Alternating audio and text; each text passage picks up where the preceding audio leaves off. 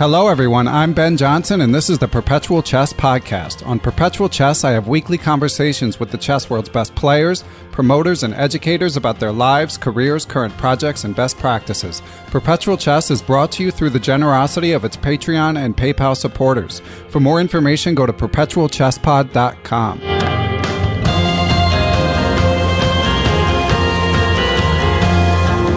Everyone, welcome back to Perpetual Chess. We have the triumphant return of a popular guest this week. He is the book reviewer for Chess Life magazine here in the United States. He is the newly appointed digital editor for U.S. Chess, which can be read across the world, of course. And he's joining us live from St. Louis at the U.S. Championships. John Hartmann, welcome back. Hello, everyone. It's great to be back. So, of course, John, as you probably know, we got to get the man on the ground report to start off. How's everything in St. Louis? It's one thing to see the championship on the YouTube stream, which they do an amazing job. I got to see a little bit of the behind the scenes stuff today and the work that goes into it and the very tiny space in which they make it happen. This underground dungeon-esque kind of room. It's pretty amazing. But to be here in person and to see the grandmasters come downstairs after the round and see their elation or their despair, it really makes it very, very real. So anyone who gets a chance to come to see a big tournament here, especially something like the U.S. Championships, don't miss out. It's well worth your time and money. Yeah, and you're not the first guest to give this report, of course. And I know that this is your first time going in a professional capacity. Have you made it there as a fan in the past? I have. I was here a long time ago. I think I don't even dare say how many years ago. But they didn't have the recording studio in the basement yet. There was a classroom and there was a library, like a little set of bookshelves that had informants and old Dover chess books and some random things thrown in. But it's a very different place now, especially with the addition of the Kingside Diner. And it's being available for analysis during big events like this. Today they had Alejandro Ramirez and Eric Hansen sitting in the room analyzing the games for anyone who happened to wander in. So that's a really nice thing that you can access here on site if you happen to make it. Yeah, that's definitely enticing. And I know it's named the Kingside Diner. Just out of curiosity, do they serve drinks there? Oh, yes. Oh, man, that's the good life. Yeah, I mean, it wouldn't be a chess-related institution without adult beverages. So. Excellent. Yeah, that sounds pretty good to me. So we'll get to your actual general role as the digital editor for U.S. Chess, but what's your role in St. Louis? So I came out here to do some reporting online. So I've been handling the Twitter feed for U.S. Chess for the last 3 days. So you can follow that at U.S. Chess on Twitter. And I've been fortunate to get quick little video interviews with Jennifer Yu, who is right now crushing the field. Oh my goodness, it's crazy. Yeah, 5.5 out of 6. Yeah. I mean, this will be old news, we should say, by the time this comes out a week. That's true. She knock on wood. She. Well, I don't want to play favorites, but I mean, who knows what will happen at the moment? We just finished round 6. Tomorrow was the rest day, so right now Jennifer Yu's in first with 5.5. I think Anna Zatansky is right behind by half a point, and then Tata Abrahamian, who's on fire right now. She is in third. Shout out to Tatya. She played some great games in the last few days. In the open division, the open section, I think Hikaru is in first with 4. And then if I remember, there's a bunch of people at 3.5. So I'm actually pulling up the standings right now. Yeah, Fabiano won his game today. Really a very nice game against Jeffrey Zhang. He's at 3.5. Dominguez is at 3.5. Wesley So is at 3.5. Sevian is at 3.5. It's, the difference between first and last in the Open Championship is only 2 points. So, really, it feels like anyone can take this home. It's just going to be a matter of who is playing well come a week from now. So yeah, it's true. Although today was the day in the men's section in particular where I felt like it was open section. Sorry. Yeah, no, that's a good it's a good point. It's a serious it's a valid correction. But today was the first day where I felt like, okay, the cream is sort of rising to the top. I mean, you look at the top three names, and there's Nakamura, So, and Caruana. Granted, as you said, Dominguez is right there with them. And, of course, Xiong-Shankland proved last year that, it's not just the big three anymore. But still, I mean, when you had all due respect to the young phenom Jeffrey Zhang, but when he was up top and Sevian was right behind him, I felt like it wasn't the U.S. Championship just yet. There's some sense, and I don't want to speak for anybody else except for myself, but I think there's some sense here in St. Louis that Zhang and in particular Sevian may be ready for a breakout. Sevian just picked up an individual medal at the World Teams in Kazakhstan, and I think people were very, very impressed with his play there. So, and Zhang, of course, is just an immense talent. His game against Shankland, I think in round 2, if you haven't seen it, I'm sorry, was it in round 2? No, it was round 3. We have Kostya Kavutskiy doing annotations for Chess Life Online each day, and his notes to that game for round 3 were just beautiful. Yeah, so if you haven't seen it, please do go over to Chess Life Online and check it out. Yeah, and I'll put a link to that in the show description. And I did play through the game, but I'm drawing a blank. Can you refresh my memory if you recall what opening was that game? It was a was Scotch. It the Scotch? Okay, yeah, and then with the knight f3 shot, and then that rookie 5 move that just blew everybody's mind. Yeah, Al Lawrence, who was a former director of U.S. Chess and also an editor of Chess Life, I think. An author. We were sitting. We were trying to figure out what was going on, afterwards with Rookie 5, and our minds were. I could feel it just sort of turning into pudding, trying to figure it out. It was a very, very impressive game, and my sense is that Zhang is actually a very good strategic player, but I didn't realize his calculation was this good. So really a beautiful game. Yeah. So yeah. Again, I'll put a link to that, and hopefully we'll see some more gems in these coming rounds. So just to give us a little more perspective on St. Louis, is there anything that's surprised you other than the surprisingly small amount of space that they pull off this large scale production in? Well, I mean, I think there's an elephant in the room that we do need to talk about. The Garyev situation in in round 4. I am not privy to a lot of things, so I only sort of know the facts as they're publicly known. Garyev decided to play in the Mid-America Open, which was occurring this past weekend today is Monday, right? So this would have been the 22nd and 23rd. He decided to play 23rd and 24th, excuse me. He decided to play in the first round of the Mid-America Open, and he got here a little bit late, and so there were some questions about exactly what was going on, and eventually, as it all sorted itself out, he did get here on time, and he did not continue playing in the Mid-America Open. So all's well that ends well, and he did have a nice win yesterday against the Wonder Liang, where he sort of sucking out is a poker term, right? Right. Yeah. Yeah, he kind of sucked out that ending, but I think his luck ran out today against Hikaru. So yeah, well, he pulled a rabbit out of his hat. The game that he was late for with that swindle, the cheapo he recorded the Yasser. Yeah, it's he told me afterwards. I talked to him afterwards a little bit, and he said it was not pre-planned. He said that he after he played rook a4 and then Sevian played a3, he realized his rook was trapped and he thought he was dead in the water.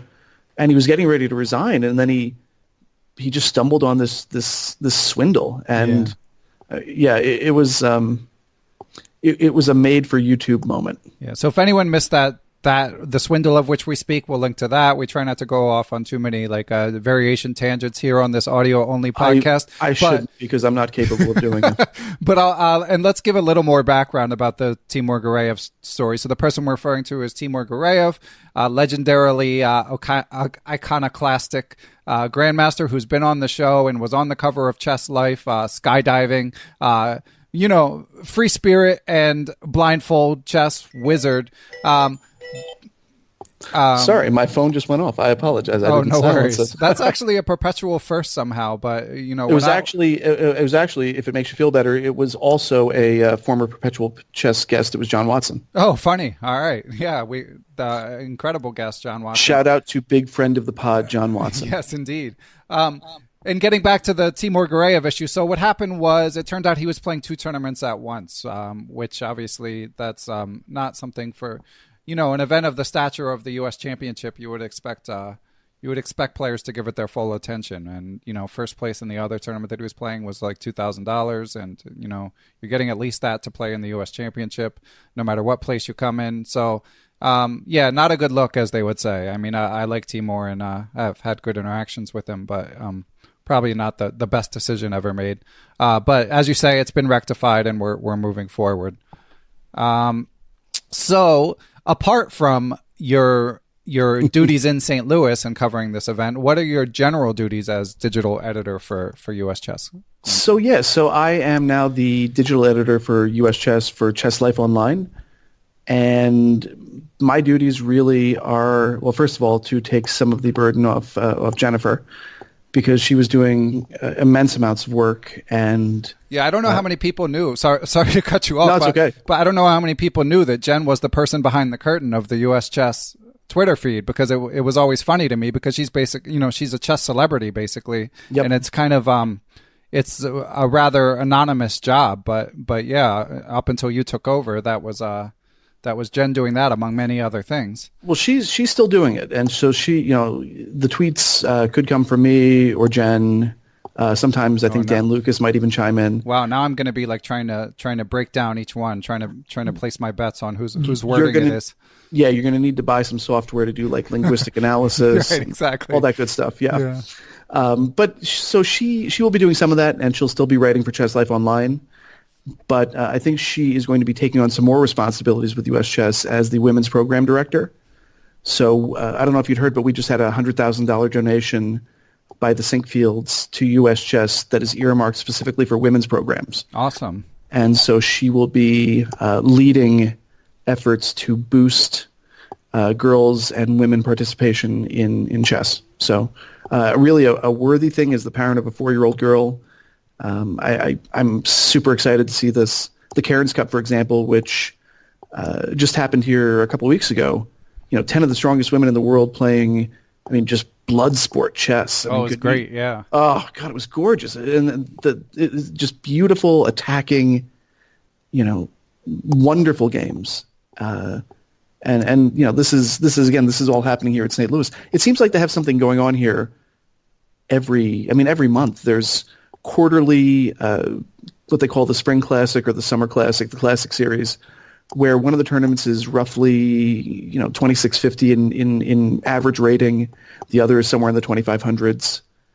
They have norm tournaments here, so they're trying to do GM and IM norm tournaments on a semi-regular basis. And I'm not getting paid to say any of this. It's just these are the facts of the matter. It's they're doing a lot for chess here, and it's increasingly, if it were possible, become more and more the center of chess, both in America and really in the world.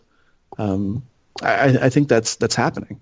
Yeah, it's incredible. And we should mention, I think most listeners will be aware of this, but Jen launched a monthly chess podcast, which complements the other U.S. chess podcast. Hers is called Ladies Nights. So as part of the the initiative of promoting women in chess, she interviews a different woman from the chess world each month. So if you're not subscribed to that, you need to rectify that. But yeah, it's incredible, and like you say, obviously getting a player like this is not vis-a-vis ladies chess, but getting Linier Dominguez to come over to the U.S. from Cuba, adding another strong player to the field is just one more symbol of all that's going on in St. Louis. Yeah, and I do want to point out, so Jen's podcast, Ladies Night, I think she just had Natasha Regan, who was one of the co-authors of the Alphazero book, Game Changer, which I'm sure we'll talk about shortly. So that's only one of the podcasts that U.S. Chess is doing. We actually, right now, we have 3 going on. They drop every Tuesday, and we're adding a 4th next month. So on the first Tuesday of the month, Dan Lucas is doing Cover Stories, which is devoted to the month's edition of Chess Life. So they'll talk to the primary author of the lead story and also talk about other things that are going on in the magazine and also on the website. I was actually just a guest on there in the March podcast because of the new job. And also I was asked I was very lucky to be asked before I was hired full-time by US Chess, because I guess they don't let full-time employees do this sort of thing. But I was the subject of the My Best Move column at the end of the March issue of Chess Life. Yeah, and you tore it up. Good job. You worked in the Perpetual Chess plug. I mean, I will always plug you, Ben. I mean, this is you've made me. You've made my career. And I am eternally grateful. Thank you. You're too kind. So Cover Stories is the first Tuesday of the month. The second Tuesday is One Move at a Time, where Dan Lucas, who is the senior director of senior director of communications. I totally botched the title. I apologize, Dan. He's the head honcho for communications for US Chess. He's doing a podcast where he talks to people who are doing interesting things in the chess world. Ladies' Night is the third Tuesday with Jen, where she'll be talking to different players and figures who revolving around women in chess. And then there's a new podcast with National Master Pete Karagianis. It's called Chess Underground, and it debuts in next month in April. And the line I got about it is that it will feature eccentricities, peculiarities, and theoretical novelties.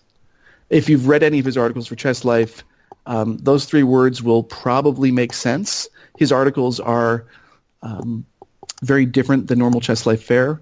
So I think it should be very interesting to hear what Pete comes up with. Cool. I knew about the first three. I didn't know about this forthcoming one. So yeah, that'll be fun to check for. I just learned about it today. So it was supposed to come out this week, and there were some technical issues, so they pushed to next month. But it will be out.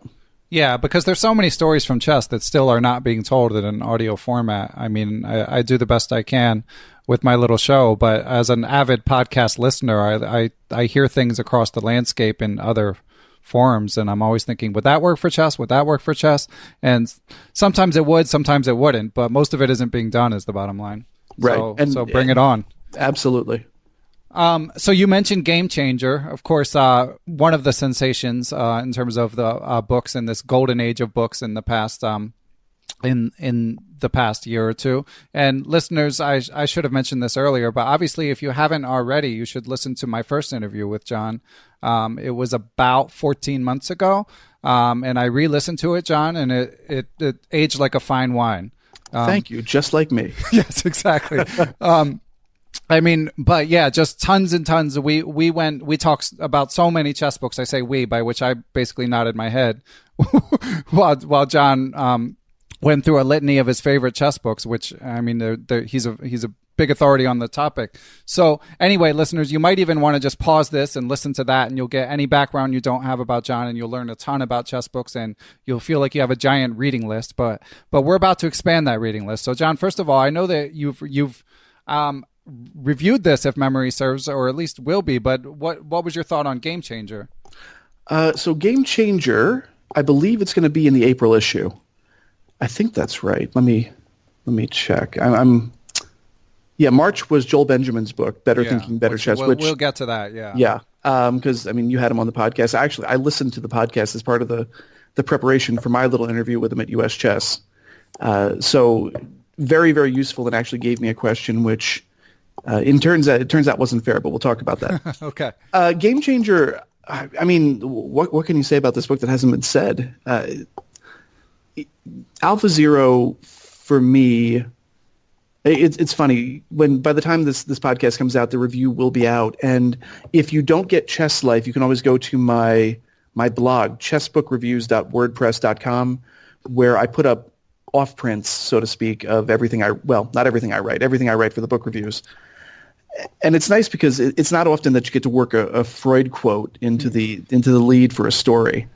So I was really happy to talk about Freud and the three great hits to human narcissism that he describes in a piece from like 1917. It's Copernicus.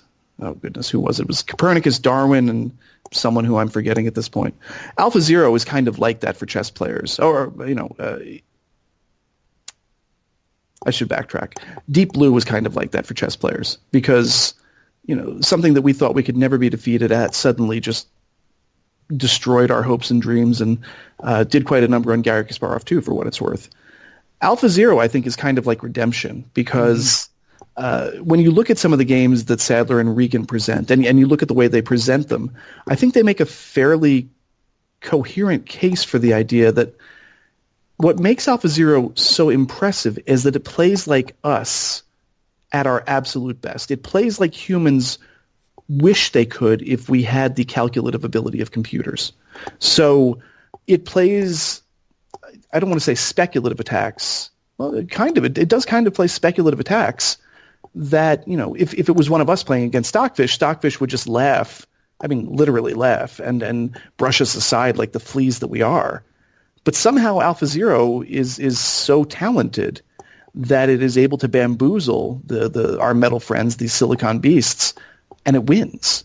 So it's when Kasparov talked about sacrificing for quality, this sort of non-tangible feature of a chess position that only the greatest geniuses really seem to be able to touch.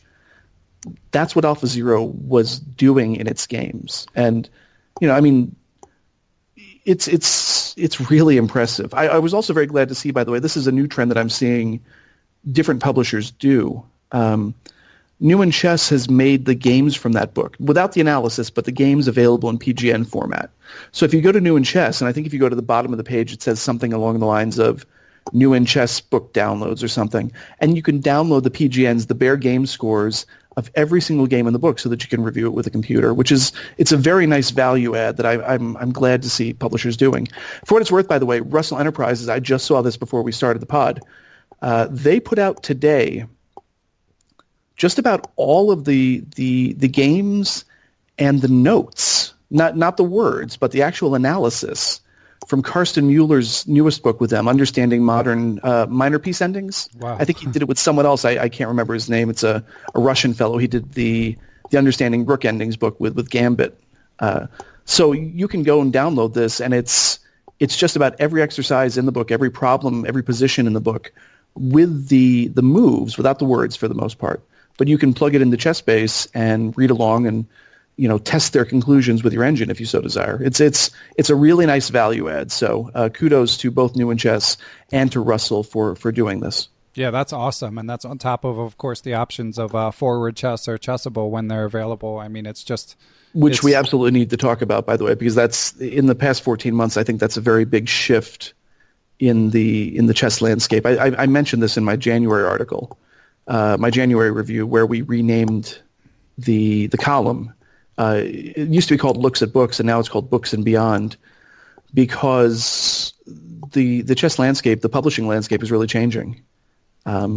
It's more than just books now. It's DVDs, it's video series, it's these platforms like Forward Chess and Chessable that give publishers a different way to present material to an audience, and also, I think, also very importantly, and also a different way to monetize their books. Yeah, it's kind of a win-win all around. Yeah, and I read that column, and yeah, it's interesting. I mean, it's sort of like everything's morphing into just sort of one giant media, like educational chess entity.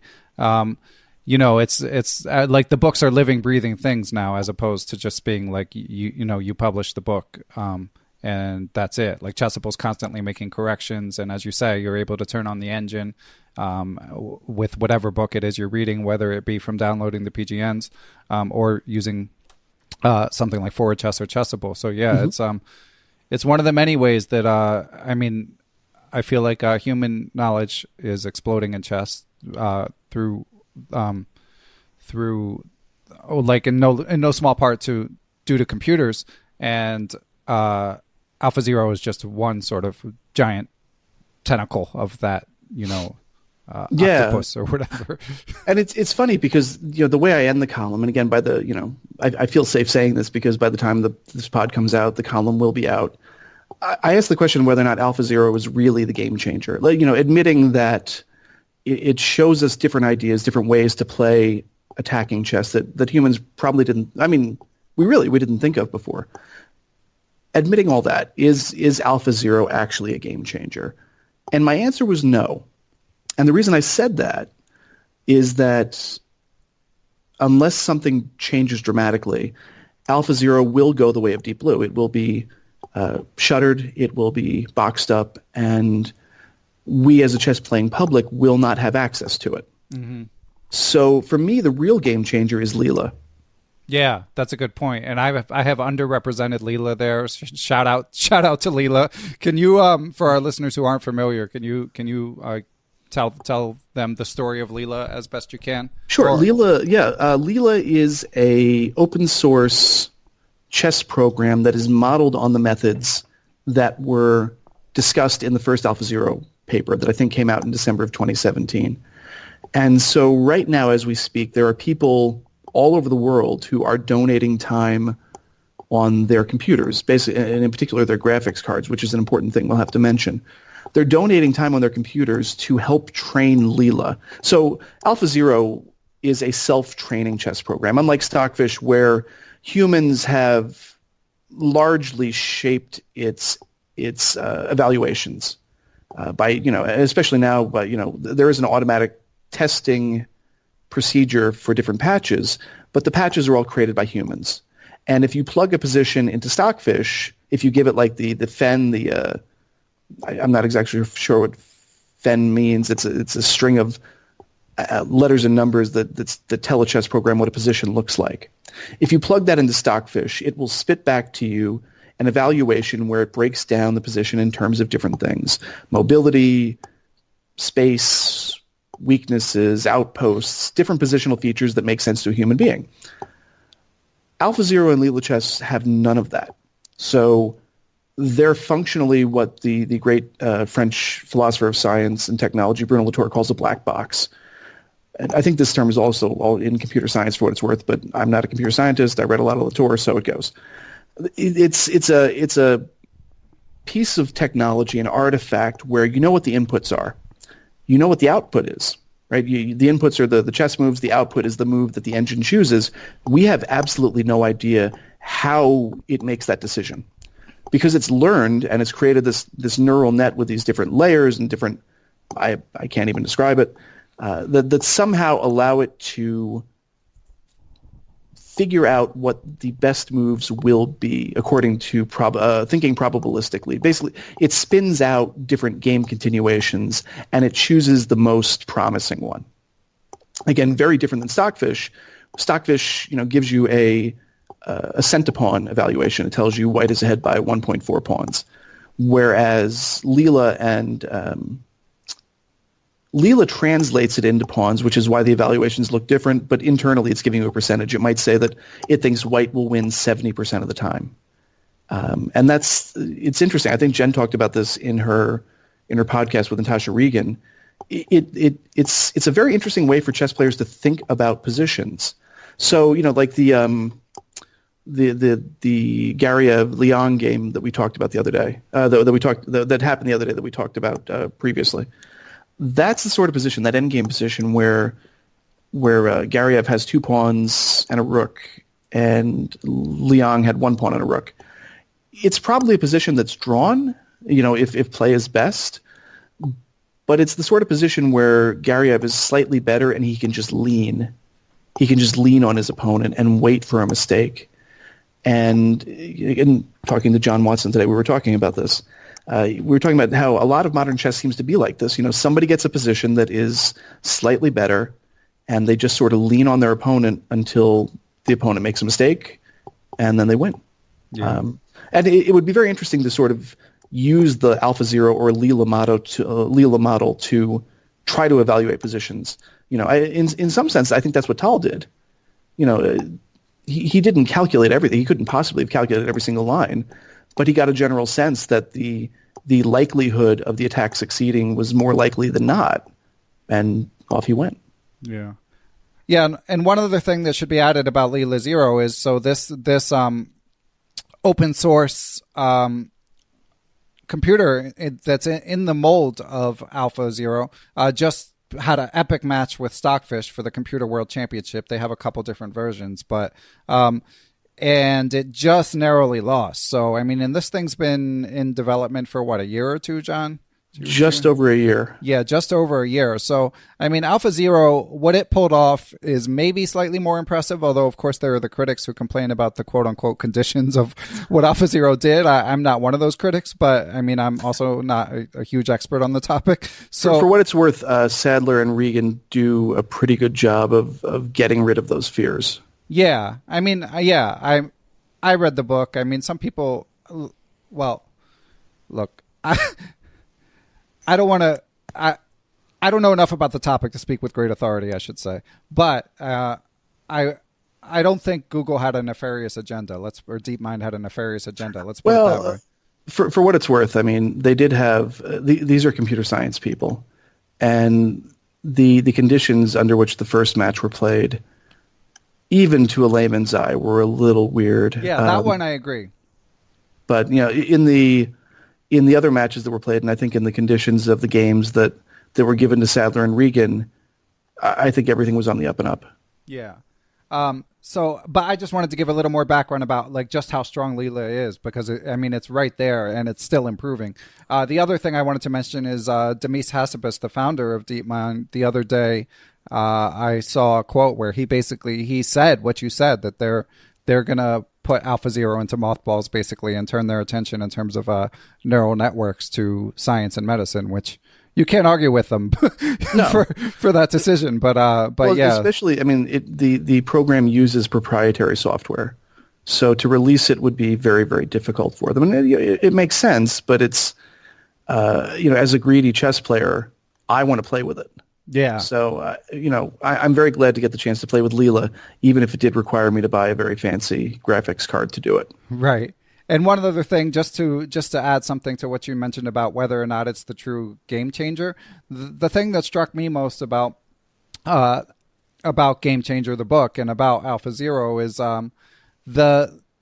it was an amazing and energetic attacking style in the games, but because it was playing Stockfish 10, there were no outright combinations.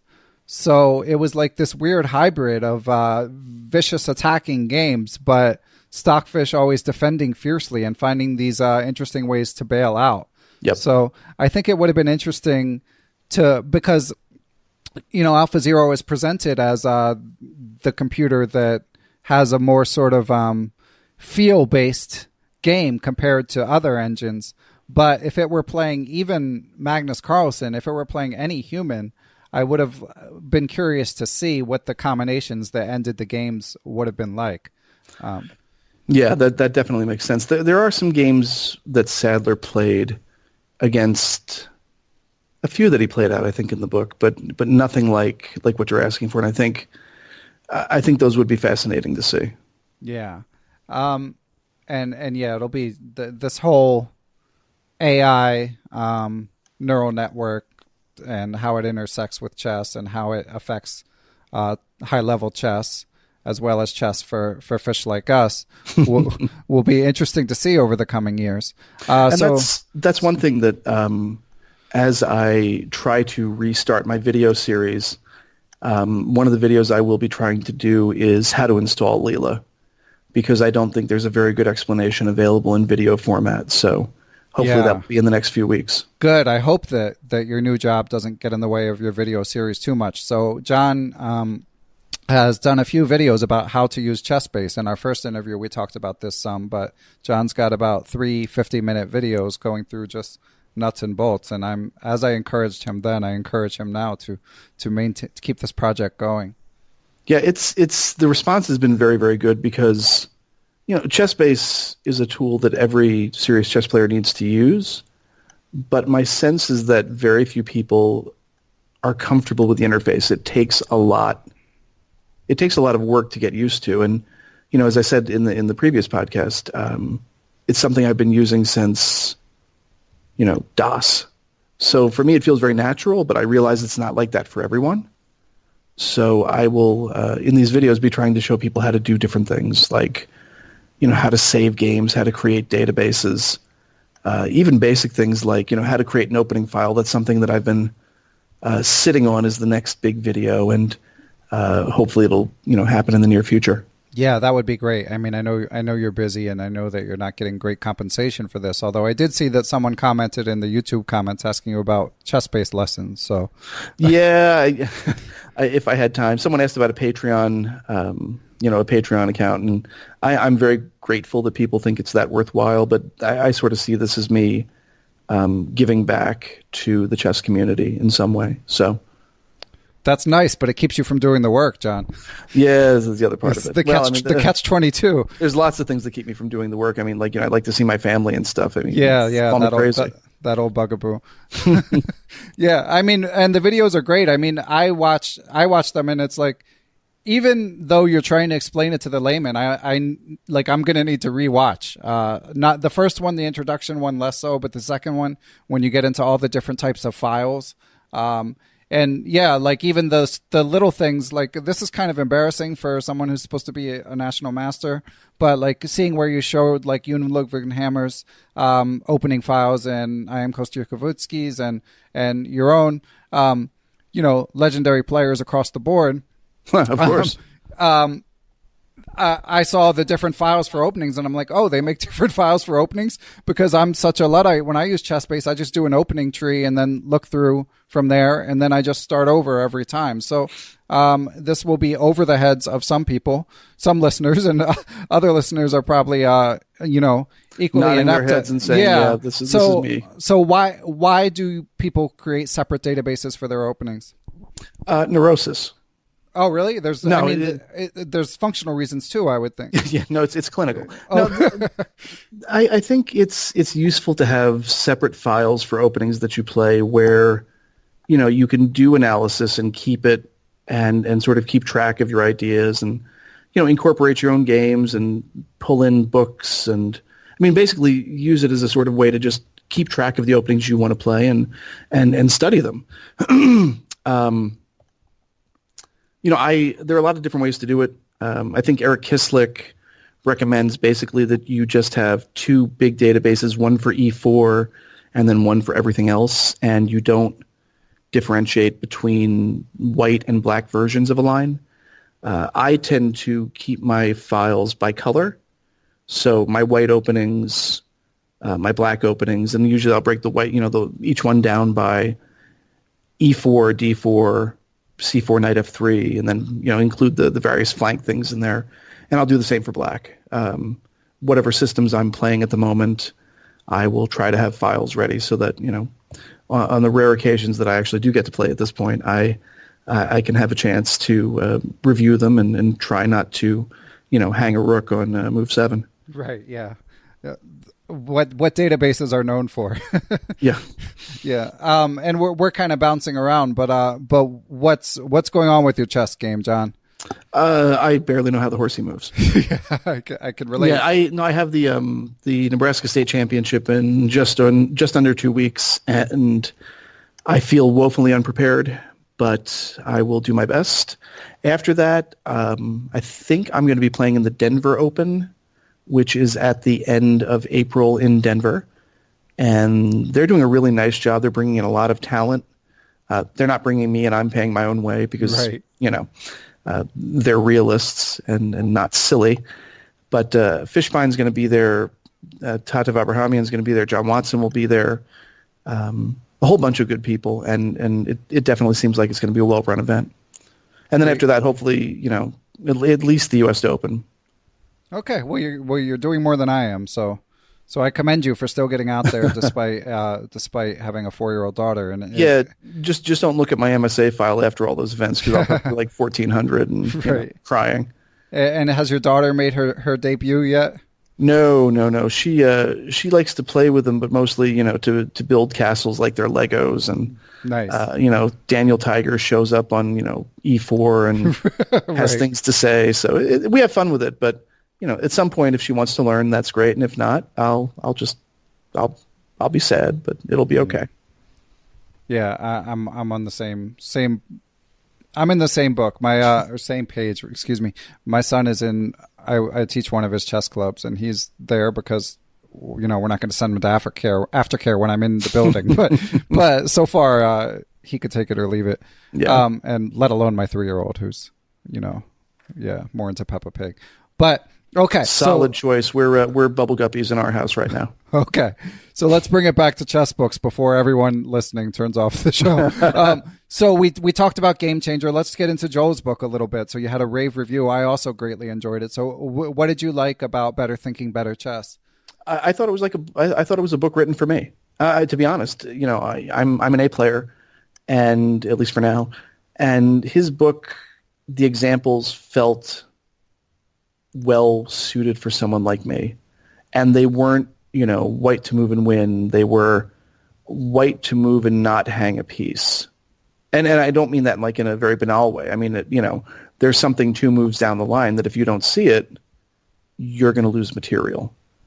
So I thought the book was very well written. I thought it was funny, as I said in the review, even though there were a few dad jokes thrown in that did make me groan. But, all in all, I mean, really one of the best books I've seen in quite a while. Yeah, he's a talented writer, that Joel Benjamin. There was for what it's worth, I think it was in 97 when was it 97 when American Grandmaster came out? No, it was 2000. It was in the 2000s. Okay, well, yeah, maybe 2005. I could be wrong. Yeah, but there was a laugh out loud moment in there where he was talking about Gufeld and how Edward Gufeld was the sort of well-known odious grandmaster. Yeah. Not very well liked by his peers, but he delighted in showing everyone this admittedly gorgeous game that he called his Mona Lisa, and Benjamin beat him badly in some, I think it was a U.S. Open in Hawaii, and then just to rub it in, he would wander the Skittles room asking everyone if they wanted to see his Mona Lisa, and I nearly fell on the floor. I mean, maybe it's just me because I'm a sick person, but that sort of that was beautiful, and. Right. I can see it happening, and it's yeah. Someone could do a compendium of Gufeld stories. Yeah, that would be quite cringeworthy and enjoyable at the same time. Unprintable, probably. Yeah. Yeah, exactly. At least, chess has come a long way. Let's put it that way. So Joel, obviously, one of your favorite books of the past year. One other thing we should mention is I know that you were remiss after our last interview that you rattled off 100 books and didn't mention the Boris Gelfand books. So let's get that in there books, now. Sure. Oh, I mean, there's a third one coming sometime, and I'm awaiting it right now. And Jakob Argos swears that he's going to get Gelfand on the podcast, so we got to keep the pressure on. You got to get those Patreon viewers to help you, pay him off to make it happen. Exactly. No, I mean, great books. I completely left out, Watson's books too, which, the Mastering the Chess Openings books, which even now are some of the best ways to learn the ideas behind an opening. I think you did mention those. I hate to call you out, but okay. being that I listened in preparation for this interview, it's fresh in my mind. So, that and of course, they are great books. So. Secrets of Modern Chess Strategy, Chess Strategy in Action. Definitely things that should be read by serious scholars of the game. But I mean, there's so many new books now too. I'm just thinking of some of the books from Thinkers Publishing, who've just been absolutely killing it recently. You've had some of the guests on too. Romain Eduoard's My Magic Years with Topalov. Mm-hmm. Have you read that yet? I'm in the middle of it. And okay, because I have I'm still in the same situation I was when I interviewed him. I read the excerpt that was made available, but I haven't gotten my hands on the book yet. Yeah, it's a very honest, really well written story of his work with Topalov, and the analysis is solid. It's really solid. Kamsky has a book. Yeah. And for me, it's the analysis. The only word I can think of is Hubner-esque. Robert Hubner is famous for these analytical flights of fancy that go on for 40 pages. It's not quite that, but some of the game analyses go on for 20 pages. Wow. It's a lot. So, and I think, is there some memoir in it as well, or is it? There is some, but it's fairly reserved. Okay. I mean, if he's listening to this or not, who knows? But let's go. I'm going to guess no. Probably not. Shout out again to big friend of the pod, Gata Kamsky. Right. Yeah, he. I would like to have seen him be a little more honest about, his persona at that time in his life. This really covers, his rise from like 89 through when he first retired in the late 90s. I think that's right. And there are some mentions of his father where he does sort of obliquely, allude to the fact that his father was a little difficult. But I might like to have seen a little bit more of that. Yeah. So, for what it is, it's a really interesting deep dive into Grandmaster chess. And as an analyst, I think he's, dramatically underrated. But it's definitely it's going to take a certain sort of reader to get through that book. Okay. Yeah, that's interesting. I mean, he's just such an incredible player that obviously if you're looking to get better at chess, that's going to have a lot of value to just sort of see the reams of variations that are swimming absolutely. through these guys' heads. And I suspect a lot of them really were going through his head. I mean, I heard him do analysis on ICC, and he was, as impressive as someone like Svidler. He's really, really good. Yeah. So probably, if you are really into deep analysis, that's a book to strongly consider. One other book that they published that I didn't even know about, it just showed up in my mailbox one day, was Thomas Luther's The Under 10 Project. It's about training young chess players. Oh, interesting. It's weird. So they seem to have like 3 different layouts. Like they have some layouts that kind of resemble books from Chess Evolution. They have some layouts that I think are just glorified Word documents. I don't mean that in a bad way. I'm just being descriptive. And then this third layout from Thomas Luther, I think it's from a German company. Maybe they're just all they're serving as a distributor.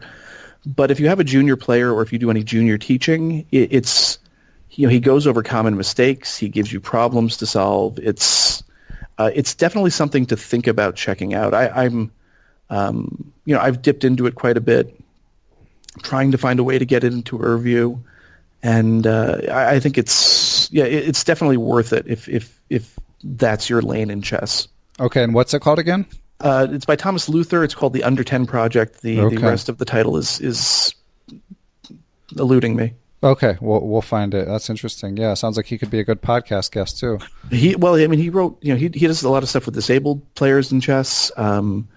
He did write Luther's Luther's Chess Reformation, which is that came out from Quality Chess. It's about his chess career and how he works as a trainer for very strong juniors. So definitely someone that might be an interesting guest. Cool. Any other books before we move on? How long you got? I mean, it really is. It's. I said this last time, but it's an amazing time to be a chess literature fan. New in Chess has Jan Timman's book, The Longest Game, which is about the Kasparov-Karpov matches. Great analysis, even better stories. I mean, I'll buy anything by Timman. Yeah, I know you're a huge fan of his last book. Yeah. I don't know if I like it as much, but that might be because, the topic is, he's sort of locked into the topic, but he tells you the background political stuff that you might not see anywhere else. And I mean, Kasparov's own analysis in the books on the matches and I mean, generally speaking, is just so heavy. Yeah, and computer reams of analysis. Yeah. And Timman, he avoids that. So, you get some corrections. He's actually very honest in the preface. He says something along the lines of, I've been able to find some problems in Kasparov's analysis, but that's because we're 10 years later and I have a better engine, and 10 years from now, who knows what they're going to find. Right. So he's very honest about it too, which I really, really like. Quality Chess, Afek's book, Practical Chess Beauty. If you like problems, or if you like creativity, or if you just need something to really, to slam your head against in training, fantastic book, beautifully produced. I know I've seen a little snippet of Boris Avrek's forthcoming book. Hopefully we're going to be able to do an interview with him for US Chess Online. For what it's worth, just as a complete aside, I mean, we're trying to do a lot of different things for US Chess Online. We have tactics, solvable tactics, just about every Wednesday. On some Thursdays, we have Throwback Thursdays where we go into history talking about, like the 1940 U.S. Championship or... Yeah, you're enjoying those. Yeah, but, well, it's a cost-benefit thing. I mean, it took me 3 hours to write that thing. Huh. And, I don't know that the readership justifies it, but we're hopefully going to build that. So, we're going to have all sorts of things, and one of the things we're trying to do is also have links to the reviews. So we had Joel Benjamin do an interview with us at the beginning of March when the review came out. I realize that's not always going to be possible. If I don't like a book, presumably the author will not be willing to sit for an interview with me. I guess all publicity is good publicity, according to some folks, but some authors get a little mad when I don't like what they write. Yeah, Shocker. I've heard such things. Oh, really? Yeah. I can't imagine. Yeah, not everyone loves you as much as I do, John. I've been to tournaments where people have confronted me. Wow, that's intense. I've also been twice now. I've been recognized by people who have listened to the podcast, the first podcast, and said, "Aren't you that guy?" And it's been pretty cool to be recognized for a complete non-person like me in the chess world. Nice, yeah. I mean, it doesn't happen to me much because I never leave my lair here in Princeton. So I'm glad it's happening to someone. Yeah. I'm trying to think other books. McFarlane just put out a few books that are really, really good, two of which I'm going to try to review. I'm in the middle of finishing it. I'm late on the review. Apologies to Dan and Melinda for that. Andy Soltis has a book about Tal-Petrosian-Spassky. Oh, right, yeah, the one he mentioned when he came on. Yeah, it's Chess. out. Oh, wow. It's good. I mean... Of course it's good. Yeah, everything he writes, especially for McFarlane, is really, really good, very well researched. But it's like butter. It's smooth, and you're going to learn a lot. And, I think it's important to learn about the personalities, and you get a really good sense of the personalities and the games in that book. I'm doing a dual review of Robert Tanner's book on Vera Menchik as part of the May issue, which is devoted to women in chess, and also Alan McGowan's book on Kurt Richter. I liked I liked the Richter book better. I thought it was... Sadler loved that book, right? Yeah, well, I mean, it's...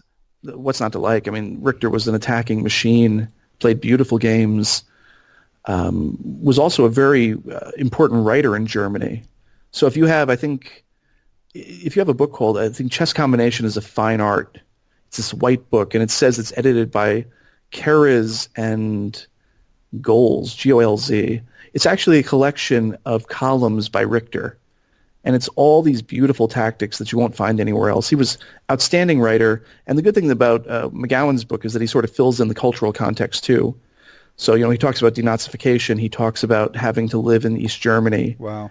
It's an immense work. So I was really taken with that. Less taken with the book on Menchik. I thought it was... I felt like it stopped where the real research needed to start, if that makes sense. I felt like it covered all the bases, even though the biography was only 20 pages. It had a lot of interesting new games of Menchik's that weren't generally available, but I felt like there was still some work to be done there. So, so now you don't need to read my May interview, so my May column, so... But still, I mean, so much fodder, so many books. I mean, it's just incredible because there's the back catalog of books, like over time, over chess history, and then just to keep up with all the great books coming out is its own full-time job. It's shocking, and that doesn't even include the videos, the DVDs. Yeah, I mean, if you're not on Chess 24, I mean, if you're on Chess 24 and you haven't watched the videos about the World Championship match, you're missing out, because to see Gustafsson, Fressinet, and Peter Heine Nielsen talk about the games and talk about the preparation and where they thought they could have done better, and to pay, I mean, you couldn't pay for that kind of access. Yeah, it's a lot of fun. And you only have to pay $14.95 or whatever it is. That's definitely something to watch if you're interested in videos. Marin's new DVDs from Chessbase on the English are also something I'm beginning to look at, and I'm I'm fairly optimistic that it's going to be a very solid release for Marin. I mean, he does, all sorts of great things, but his English stuff is usually, well, I mean, the 3 books from Quality Chess are legendary. And I think these 2 DVDs will be a nice supplement and update to that. So when you have to review like an opening book or a video series about an opening and it's not an opening you play, do you find that more challenging, or do you have enough like broad interest about chess that it doesn't hold you back? I tend to shy away from opening books. I tend not to do them as much as other things. I like history books. I like biographies. I like study books of studies or problems. And part of it is that, opening books, if I'm not playing it, they can be tedious to try to go through. Yeah, that was my thought as well. Yeah, I've played just about everything very poorly over my legendary chess career. Right. So, I have some interest in a lot of things, but, there's a new Everyman book on the Najdorf that has come out. And, I hear good things about it, but I suspect I won't be able to review it because I don't feel terribly qualified to have anything interesting to say about the Najdorf and the lines that they chose. I will say that I do tend to try to play the things that I review. I try to make it useful for myself. So, if it's no surprise to people who saw that My Best Move that I'm looking at, things in the English. Right. Because it's old man chess, and that's where I am right now. So you are not a titled player. As you mentioned, you're an A player, which for people outside the U.S., that means your rating is around 1,800 USCF, which correlates reasonably close to FIDE. Yeah, but almost 1,900 FIDE. Oh, nice. Yeah. Yeah, for a while I had the higher FIDE thing going too. Which it's very rare, apparently. I guess, most people have about 100-point higher USCF than FIDE, but I play so few FIDE events, and the good thing is they're usually longer, and I need all the time I can get to actually make coherent moves. So. Right, yeah, for the brain wave to travel across to the other side of the brain. Yeah, it's very slow in my hand. Here in our old age.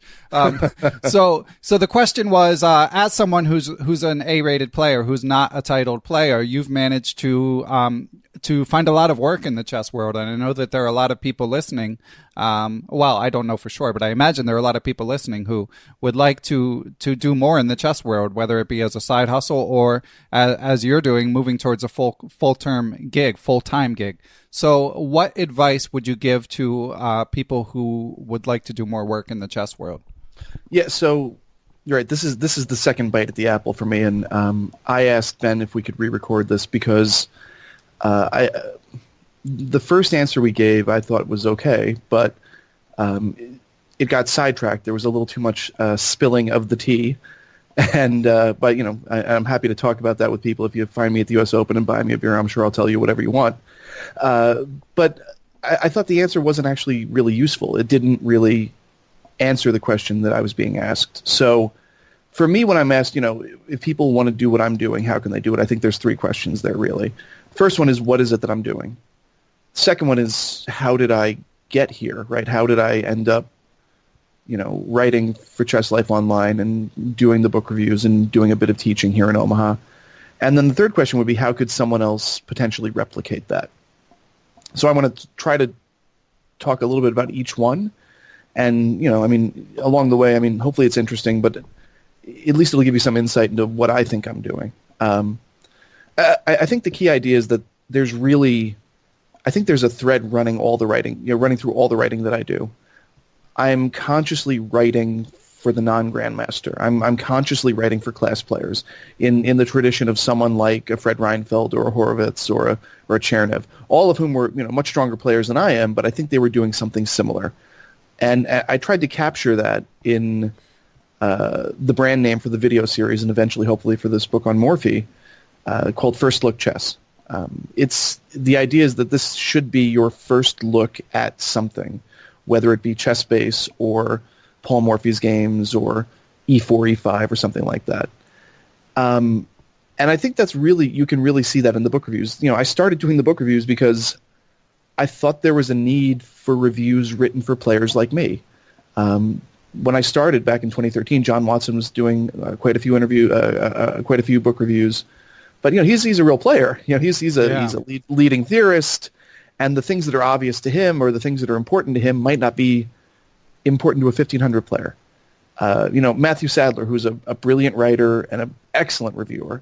I think I said this in the last podcast. He's reading the books on the train and playing through these games in his head, and I can't do that. Yeah. So I thought there was room in the market for rigorous, well-written reviews from the perspective of a normal player. Someone who is struggling to learn, who's making god-awful mistakes in just about every game he plays, but importantly, someone who's buying the books that the publishers are selling. I'm their market. So I thought it would be interesting and important to have someone like me writing the reviews.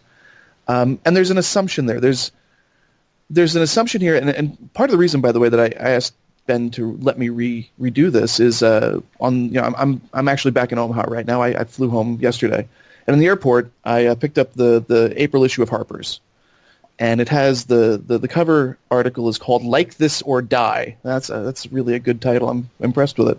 The decline of criticism in the age of the algorithm. Timely. Very. And, I started reading this and I thought, well, this is a perfect way to sort of think about what it is that I'm doing as a book reviewer. There's an assumption that I think on my part that judgment can be trained through, a long process of reading books and thinking about books and writing about them, and that it brings something to the table that can't be captured in Amazon stars. You people can disagree with particular judgments of mine. And they certainly have disagreed with some of the reviews that I've written, and I think we'll definitely have to get into at least a couple of them.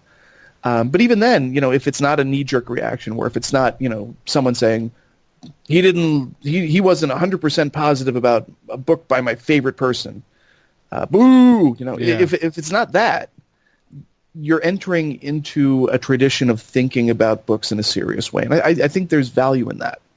So, I have ideas about what makes for a very good chess book. I have high standards. I expect things from books, and people can disagree with my takes, but I don't think anyone could read the things I write and disagree with the fact that I do have standards that are demanding and exacting and, common to everything. I'm not changing my standards based on the type of book that I'm getting. I'm not trying to do like TV recaps here. Like after, in the article they talk about The Sopranos and the recaps you saw, or after any sort of David Simon, amazing television show, you see the recaps on the internet, and people break down the plot and they sort of pick out the interesting little Easter eggs and the things you might not see, and that's what passing for criticism is today. And no one is doing. No one's doing this for, garbage TV. And I say this with love because my wife and I binged the whole thing. Below Deck, have you seen this show? No, don't know that one. Oh, boy. It's the Jersey Shore of the sea. That's the only way I can explain it. If anyone needs mindless, fun TV that you're just going to shake your head at and then continue to let Netflix just go and go and go. Yeah, Jersey Shore... Below Deck is about yachties, people who work on pleasure yachts, and it's is it reality TV a la Jersey Shore? Yeah. Okay. Well, yeah, they're people really working. It's like this one yacht captain, and the people who work for him, and they're all crazy. Mm-hmm. But it's beautiful. No one is writing these TV recaps of that, right? Except in a very sort of demeaning way, and I think criticism has to deal with good and bad. It has to show both sides, and that's what I'm trying to do. Let me give you an example. The Shereshevsky book, the Shereshevsky Method that came out last year. I was the only person who figured out, or at least was willing to say, that there were very serious structural problems with the book. Yeah, just to give a little background, this is Mikahil Shereshevsky, the legendary author of what's the Endgame book called? Do you remember? Endgame Strategy. Endgame Strategy, just an incredible book. But then he came out with this one, and John pointed out that some of this material appeared to be lifted from another source, and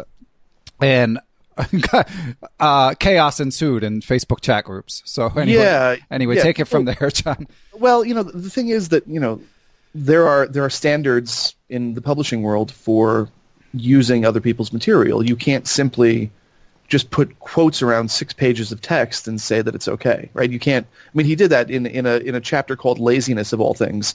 He basically just took 90% of the text from a John Nunn book and plopped it in there and was like, "Hey, I'm done."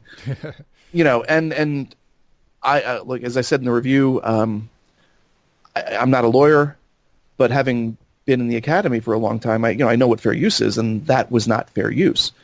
And people just went crazy because they ignored the fact that this had gone on and that the author and the publisher had not, that they hadn't caught this, or they let it go. They let the book come out, and they were instead focusing on, well, it's really valuable that John Nunn said this, so why shouldn't it be in the book? And how do you know about this? And why are you so angry about Shereshevsky? I'm not angry about it. It's not personal.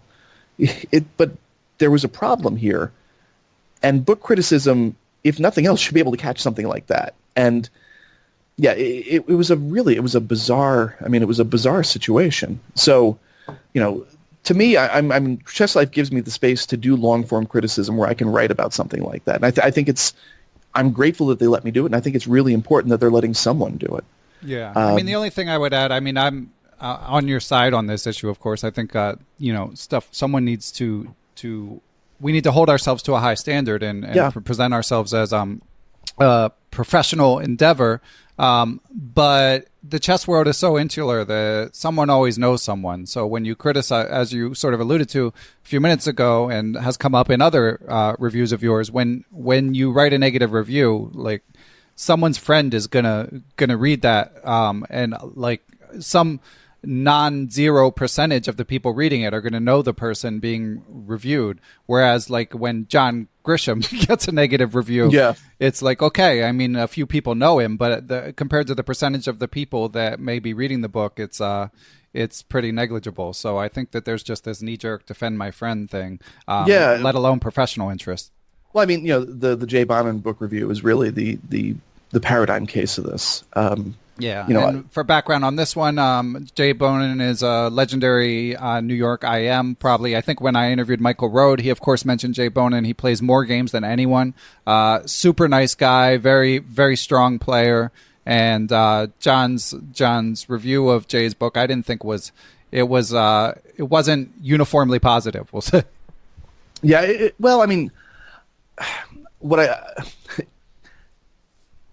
when I was a kid, Jay Bonin, like I remember, and I wrote this in the review, I remember meeting Jay Bonin and thinking, my God, he's an international master here in the flesh. Yeah. And, in New York, like he's like playing him because he plays so much. It's like a rite of passage for kids. Exactly. Hikaru, Fabiano. Yeah. He's like the first IM they play. And quite often, and it's mostly because, he just plays so much and so much. For a lot of people, he's the first IM they beat. Yeah, and it's not bad, and he's strong. It's just you get lots of chances. You get a lot of bites at the apple. Exactly. Yeah. Eventually, you just eventually the numbers are on your side. Eventually, you win. Not that I've got a terrible score against him. A lot of people do. Yeah. But so I wrote this review, and I said, I thought there was great value in the book in the way that it explained some of his thought processes in game. I stole some of the openings. And I've played them myself that they discuss because there's sections about the openings he plays. But I said that the book was sloppy, and it is. There are, analytical errors that, should have been caught right away. In the preface, Greg Keener says that they used the engine, they used Houdini to check everything. They didn't. There are factual problems. There are, dates that are wrong and places that are wrong. I wanted more from the book. I think any chess book should meet minimum standards of accuracy, and this didn't do that. And I said that. And predictably, the New York chess crowd just was not pleased. And it actually provided a really, really good lesson for me. There are going to be trolls everywhere. Mm-hmm. And I learned this. I learned this after the Eric Kislik review that I did last year, where I had a largely laudatory review of Kislik's book. Oh God, the title is eluding me at this point. I can't remember. I mean, Logic. It's about chess and logic. But anyway, I said the book was poorly written and needed a serious edit. And I think that's true. I think anyone who reads the book will just wonder why it's so rambling and why there's so much sort of self-promotion involved. The ideas in there are absolutely astounding, and anyone who is interested in improving in chess, like in a really, really serious way, should read the book. But there are problems with it. It's called Applying Logic in Chess, by the way. Thank you. Yeah. Thank you. That's why we keep you around. But I mean, there were what appeared to be coordinated attacks on anyone who had anything bad to say about the book. And I'm sure I'm going to get, some blowback from just even saying this, but these things are real. And one of the most important lessons I have had to learn, I'm still learning, and I think anyone who's interested in writing about chess has to learn, is that you have to ignore it. You can't read the comments. Once I've had my review, once it's out there, I've said my piece, and other people are free to do what they want, and they can say what they want. They quite often do. Whatever the assessment may be, I think the one thing that people cannot seriously challenge about my writing is that it's honest. I'm telling you what I think of the book, and I'm not pulling my punches. And after that, I just have to accept the fact that people are they're going to be wrong. They're going to misunderstand what I'm writing, or they're going to willfully misread it, and so it goes. So. Yeah, and the criticisms are always going to stick with someone more than any praise you might get.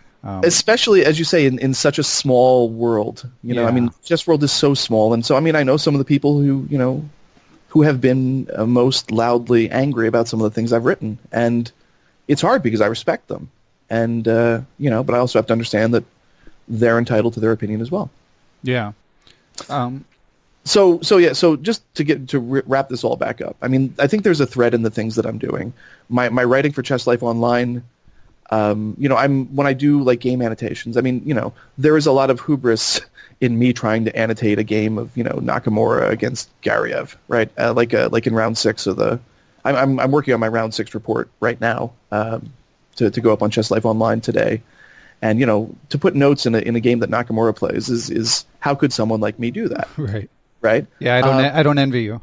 No, I mean, and let's be honest, just like everyone else, just like Peter Doggers at chess.com, just like the guys at Chess24, part of what I'm doing, in an event like the U.S. Championship is I'm watching the video, and I'm watching the comments that the players make in the little post-game interviews, and I'm trying to figure out how to put that into game form in Chessbase and then publish. But, whereas we hire someone very strong to do original annotations, and I hope we can, right now we have Kostya Kavutskiy doing exclusive notes for the games for Chess Life Online, and I'm hoping to bring more of that to the website. What I can do is, I can play out the mates, right? So if there's a mate in a position, I can explain the mate, I can show the different lines and show how the mate might work, or I can show you the consequence of accepting a sacrifice. And sometimes, strong players, they know it, right? They look at it and they say, oh, okay, if they're there, and they lose. Well, I have to spell it out for myself, and I think I'm writing for the kinds of players who have to have it spelled out for them. The same thing is true of my teaching. When I teach people who are struggling to learn, I have some idea as to where and why they struggle, because I suffer the same things, and I'm trying to include that in the writing. The Paul Morphy book, if it ever gets done, I have 2/3 of a book on Morphy sitting on my hard drive, and it's the exact same thing. Morphy's games they're not complete mysteries, but they're also not easy at all for a beginner to figure out what's going on and why. How does Morphy get these beautiful attacks? How did he understand how to sacrifice and when? Even basic things like occupying the center and developing your pieces, they're not obvious to beginners. They're not obvious to me in a lot of my games. So that's the sort of thing I'm trying to do. Even the video series, Chessbase videos on my YouTube channel, it's the exact same thing. People have been using Chessbase for 20 years. They just know how to do things, and I've shown people how to use a computer to try to improve. And they don't need to know how to analyze the Petrov 30 moves deep and use the engine, the cloud engine, to go 40 ply deep and find some little tweak that'll let them have a tiny advantage. They need to know how to save a game or how to understand Stockfish's output. They need to know if they can train against an engine and like practice an ending. All that's all what I'm trying to do. And I think all of that sort of feeds into the question of how I got here, right? Because, we have to be honest. I'm an outlier. I'm incredibly fortunate. A lot had to come together in very specific and really unlikely ways to end up, writing for the magazine, to end up writing for Chess Life Online.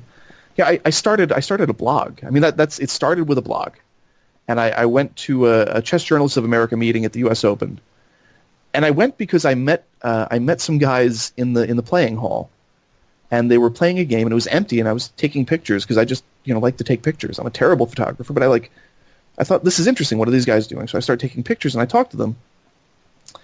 And it was Frank Nero and Jeffrey Rowland, who were, I think, Frank's in Kentucky and Rowland is in Seattle? I don't know. But they were both involved with Chess Journalists of America, and they were trying to play games in like every new state that they were in together. So they're playing a game, and it's going to be rated. I take a picture, and I talk to them, and they say, we're Chess Journalists of America. I said, I have a blog. I do book reviews. The next thing I know, by hook or by crook, I ended up winning the award for best blog. Just random, I start talking to Dan Lucas, who's at the meeting, and I say, Dan, I do these reviews. Would you be interested in them occasionally? Sure.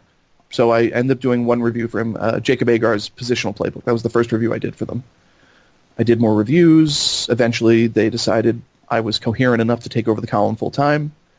I kept doing this. I mostly Who did you take over for, by the way? Do you remember? Well, it was basically a hodgepodge of people. I think they just got. They asked random people as needed to do different projects. I knew Ben Feingold did quite a few. Alexei Rude has done some. I'm trying to remember. It was all sorts of people. And they didn't have a full-time book reviewer for a long time. And so, I just kept doing it. And eventually they decided it was easier to have me do it every month than have to, keep coordinating new people. And, so it went. I mostly hit my deadlines. I kept going to organizational meetings. I made myself useful. And then when the Chess Life Online job came up, both Dan and Jen knew exactly what they'd be getting, and here we are, But so there's a lot of luck, but I think it's also, like I was saying, with, trying to figure out what it is that I do. I've built a reputation for being very demanding and exacting in my reviews. I have standards, and I don't deviate from them. And I think having a voice... A critical, clear voice is important. It sets you apart. There are people writing for websites right now who, are ostensibly doing reviews, and to me they feel like glorified press releases. It's everything is good, everything is brilliant, and you should buy this. And I feel like readers are smart enough to see through that. So when someone reads my column, they're not going to agree with everything I write. I mean, that's impossible. But they know that they can trust that I'm giving it to them straight. That I'm telling it. I'm telling you what I really think. Being honest. I'm sure you've experienced this. There are chess teachers out there. I don't do a whole lot of teaching right now. I do some. And there are chess teachers out there who will promise the parents the moon. They'll be like, "I can make your kid a grandmaster." I can, and it's a lie. No one can do that. So what I tell them is I say, look, at the end of this, 50 years from now, if your kid can sit down, if they're traveling in Moscow and play a game of chess with somebody, if they still love the game like that, that's me doing my job. They'll learn important life skills like thinking ahead and considering other people's opinions, or considering other people's ideas and working hard at something. Yeah. That's what they'll learn. And if they do the work, they'll get better. But I can't promise that. I think being honest and having being known for your honesty, I think, is important, even when it's uncomfortable. Yeah, I agree, and I do think that that's contributed to your success. But as I said in our for our rough draft of this topic. I mean, of course, we can't sell short that in addition to your honesty and your writing, you've done the work. When people hear you talk about chess books, I mean, it's pretty clear. Like you're not BSing your way through the conversation. No, and I think that's that. I mean, writing is a muscle, right? And to be a good writer, and I think I'm a decent writer. You have to practice, and part of that is reading. I mean, you have to read everything. I mean, I've seen people say he can't possibly read all those books. If I review it, I read it. If it's an opening book, do I play through every single line in the book? No, but guess what? No one does.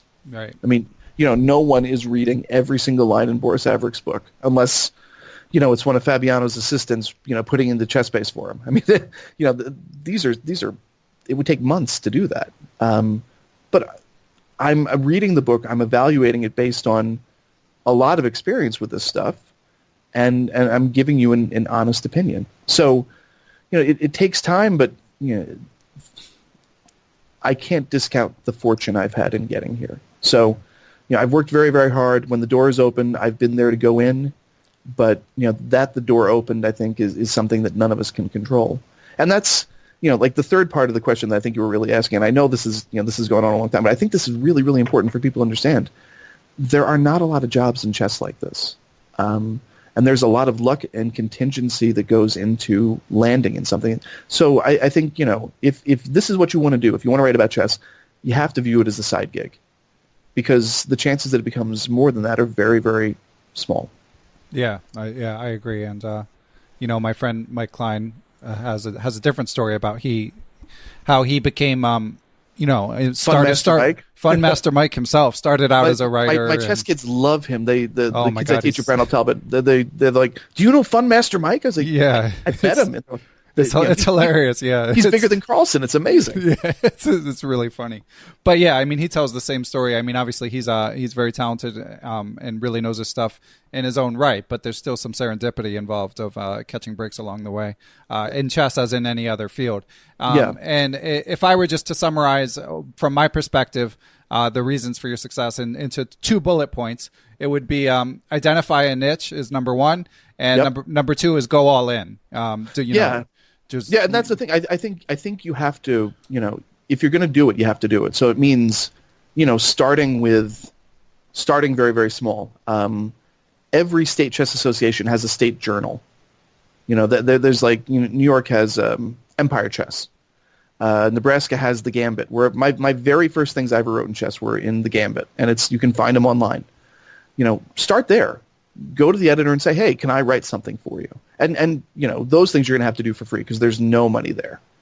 I think my first reviews were for British Chess Magazine, and I did those for free because I just wanted to see my name in print, and I wanted to get my foot in the door. Yeah, and even beyond writing, I mean, there's so many YouTube presenters and Twitch streamers. I mean, and the people who really break through are the ones who pick one thing, and they just keep doing it. Yeah, who's Aglamador? How do you say his name? Yeah, exactly. I know this guy? Really, I'm not personally. I hope to get him on the show sometime. I get lots of emails. Yeah, he's a machine. Well, and the thing, I mean, people, they say, oh, Hartmann's an A player. What can he? The guy's rated 2,000. Yeah. And he's sitting he's doing what I do. He's sitting in his office at home, and he is making, brilliant videos that people love. I don't know if it's voice or if it's like the chill music or if it's just the total. That the dog is important. But I mean, like the whole vibe, it all comes together, and people love it. Yeah. I mean, it's really, really cool. There is room for people like this. I see streamers just going on Twitch every now and again. They're rated 1,400, and people like it. Cool. There's room. There is room for you, but you need to find what works for you, and then you need to work. Yeah. And ultimately, I think you have to love it. If you're in it for the money, it's not gonna happen. Right. Unless you're very, very fortunate and YouTube loves you. So, like if I were trying to hire somebody for Chess Life Online, and please don't send me stuff on spec, people. I don't have a budget yet. Those are the sorts of things I'd be looking for. I'd be looking for somebody who has a track record, who can send me samples. I'd be looking for someone who has a clear voice in what they write, someone who I'm not going to have to edit and edit and edit, and someone who it's evident that they care about what they do. And you do those things, and I'm going to find you. You don't have to find me. Yeah. One other thing that I think is really, really important is don't be afraid to ask other people for help. So Dan Lucas has been incredibly huge in my career, and whenever I have a question, I want to bounce an idea off him. I give him a call and we talk things through, and he helps me understand what I'm trying to figure out. In a different way. I mean, John Watson has done the same thing for me. So there are people out there who will help you. Somebody wants to ask me a question, send me an email. I'm happy to respond if I have time. And my family has certainly given me enough space to try this out. And I tell everybody, without my wife telling me a few years ago that it looked like chess wasn't a hobby, it was arcing towards a career. I mean, I never would have done this. So other people are huge in this. Yeah, me too. Without my wife giving me the go-ahead. You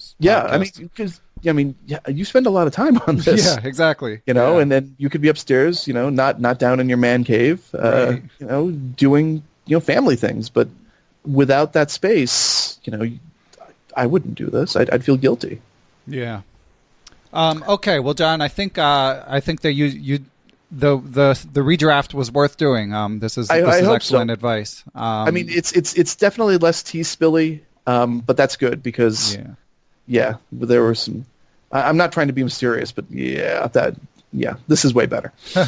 Okay, and we ran through your contact info in the first draft, but I'll just say I made a note, so I'm going to put in the show notes your YouTube channel, your book review link, your Twitter handle, and of course people should be reading you and everyone else on uschess.org. Absolutely. Anything I left out? I think that's it. Yeah, just And I'll put your email address since you mentioned if anyone wants to. You can tell me which one offline, but. We'll just do the US Chess one. Okay. And but seriously, people, please come to listen to the new podcasts on US Chess. Come check out the website. We're trying to make it a destination for American chess players.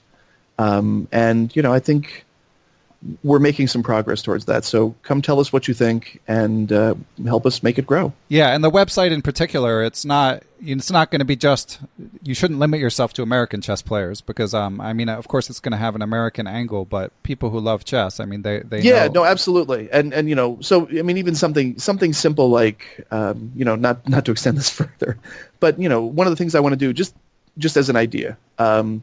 Did you happen to see the Foyser Crush game in the U.S. Championship that just happened? It doesn't ring a bell. So there was it was a queen and pawn versus queen ending. Oh yeah, the super long game. Yeah, the super long one. One of the things I want to do even is something as simple as show you that ending, and sort of show you. Because when Yasser and Jen and Maurice were talking about it, they're like, oh, it's obvious. You put the queen in the other corner. You put the king in the other corner, and you just defend, and check, and watch out for cross checks. I had no idea what they were talking about. Right. So, something like that, even though you're not an American player, right, even if you may not be interested in Foyser or Crush, maybe you're interested in a queen end game, and how to play that. And that's the sort of thing I'm going to be writing about. So come and check it. And even if you don't care about, Fabiano Caruana and, his now destroyed draw streak, maybe you're just interested in chess. Come check us out. Cool. So so you guys know where to find him, and John. So as we said last time, hopefully we'll do this again when you either in a year or so, or when you've got a project that comes to light. Perfect. And I promise to be less wordy next time. Although I said that last time too. So but as I've mentioned, your first one was super popular, and I'm sure this one will be as well. So I hope so. All right, John. Keep up the good work. Thanks, Ben. Thank you so much. Thanks to everyone who makes Perpetual Chess possible. Of course, that includes Matthew Passy, my producer, and Geert Vanderveld for supplying the intro music. I also want to thank everyone who helps spread the word about the show. That includes people who tell their friends, tweet about it, share on Facebook. Apparently Instagram is a thing. Every little bit helps grow the show. But most of all, I want to thank people who support the show financially. I've said this before, but Perpetual Chess is my most gratifying but least paying work. If everyone who listened to the show were able to kick in $1 a month, it would be my best paying and most gratifying work. So I want to thank those who are able to provide financial support. That includes extra special thanks to Chessable.com, Quality Chess Books, the Capital City Chess Club, Dan O'Hanlon, Greg Shahade, John Jernigan, and Todd Bryant. And I also want to thank all of my Patreon and PayPal perpetual partners. Here comes the list. You guys ready? Here we go. Ace Vallega, Adam Ralph of ChessEngland.com, Adam Vrancouge, Adrian Gutierrez, Alex Pejas, Benjamin Handelman, BetterChessTraining.com, Bill Moran, Brett Howard Lynn, Brian Mullis, I am Carlos Perdomo of ChessAtlanta.com, Chad Hilton, Chad Oliver, Chris Balcom, Chris Flanagan, Chris Wainscott, Christopher Baumgartner, Christopher Chabris, Christopher Wood. Good job, Christophers. I am Christoph Zalicki, a.k.a. Chess Explained, Coach Jay's Chess Academy, Daniel Gell, Daniel Ginsberg, Daniel Lucas, Daniel Naylor, Daniel Schaefer. Good job, Daniels. Dave Saylor, David Cramley of Chessable.com, Dwayne Edmonds, Ethan Smith. I am Elect Donnie Ariel Esquire. Fox Valley Chess Club of Aurora, Illinois, Frank Tortoris, MD, Gary Andrews, Gary Lewis, Geert Vandervelt, Gerard Barta, Giovanni Russo, Harish Srinivasan, GM Jakob Ogar of Quality Chess Publishing, James Bonastia, Jason Woolham, Jeff Anderson, Jeffrey Martello, John Fernandez, John Fontaine, John Hartmann, Jen Shahade, Jens Green, Jerry Wells, John Thompson, GM Josh Friedel, Kari Christensen, WGM Katerina Nemtsova, Kelly Palmer, IM Kostya Kavutskiy, Krishna Gopala Krishnan, Laura Belyavsky, Lucio Casada Silva, Matthew Passy, Martin Habich, Matthew Tedesco of SeattleChessMeetup.org, the mysterious Moon Master 9000, Mr. Michael Shahade, Nate Salon, Nathan Webster, GM Pascal Charbonneau, Passy Passanen, Paul Bain, Paul Clarkson, Paul Sweeney, Paulo Santana, Peter Lux, Peter Merrifield, Randy Temple, Ricky Grijalva, Rob Lazorchek of DiplomatChess.com, Robert Steiner, Ryan Berg, Scott Doherty, Scott McKinnon, Steiner Lima, the Law Office of Stuart Katz, WGM Tatya Abrahamian, Thomas Casper, Thomas Stanek, Thomas Tachenko, Tim Brennan of TacticsTime.com. His book is coming to Chessable. Tim Seymour, Timothy Ha, Tony Rotella, Tyron Price, Victor Vrancouche, FM Zhao Cheng of Chess1000.com, and Zhivko Stoyanov. Thank you, everyone, and I will catch you all next week.